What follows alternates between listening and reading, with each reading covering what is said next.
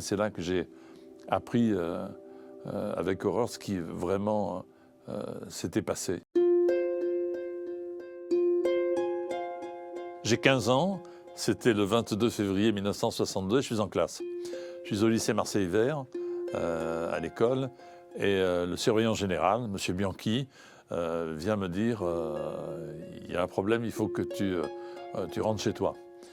Avant de rentrer chez moi, je voulais savoir pourquoi. J'ai demandé au censeur, M. Verdier, de téléphoner chez moi, ce qu'il refuse. Et depuis ce temps-là, je lui en veux. Je vais chez moi, et là on me dit que mon père a eu un accident de voiture. En fait, on habitait Marseille. Il est parti à Alger pour vérifier la comptabilité de sa boîte. Il avait une succursale à Alger. Et puis, il y a un monsieur qui vient me chercher, qui était l'un de ses associés à Marseille, qui me dit « Ça va, qu'est-ce que tu veux faire plus tard ?» Je dis « Ouh là là, ça sent pas très bon ce type de questions. » Le lendemain matin, ma mère prend l'avion, part pour Alger pour aller chercher mon père, que j'imaginais revenir. Et je regardais toujours en bas du jardin, on avait un jardin en espalier. Je m'attendais à ce que la porte s'ouvre et de le voir arriver avec des béquilles, parce que je ne sais pas pourquoi, un accident de voiture, on doit se casser une jambe, etc. Hélas, ma tante est arrivée de Paris, là j'ai compris que c'était sérieux, j'ai compris qu'il était mort. Je n'ai pas su tout de suite pourquoi il était mort et comment il était mort. Je l'ai su quelques heures après. En fait, il s'est fait descendre dans la rue, on ne sait pas par qui et on ne sait pas pourquoi. Historiquement, c'était en février 62 et l'indépendance de l'Algérie, c'était au mois de mars 1962. Et tout le monde tirait sur tout le monde. Et j'ai connu les circonstances de sa mort il y a quelques semaines à peine. C'est curieux.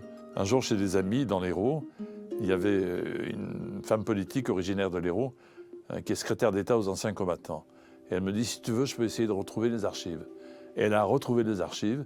Elle a même retrouvé la main courante de la voiture de police secours qui est arrivée sur les lieux peu après l'assassinat de mon père. Et c'est là que j'ai appris avec horreur ce qui vraiment s'était passé. J'ai appris qu'il avait reçu 2 balles, une dans la nuque, une dans le dos. J'ai appris qu'une voiture conduite par un Nord-Africain, immatriculée tel numéro 9A, était partie en trombe. Je sais que c'est quelqu'un qui est venu sciemment pour le tuer et qui est parti en trombe. Donc je ne sais pas pourquoi. Mais j'imagine, il ne faisait pas partie de l'OAS, il n'était ni militant ni d'un côté ni de l'autre.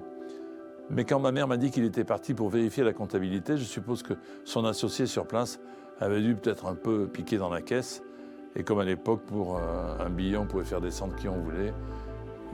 Voilà, il a acheté sa tranquillité comme ça. Je suppose, j'en sais rien. De toute façon, c'est trop tard et ça ne le fera pas revenir. C'est une page importante de ma vie, une page que j'ai tournée. Et ce jour-là, d'un coup d'un seul, je suis devenu, malgré mes 15 ans, adulte.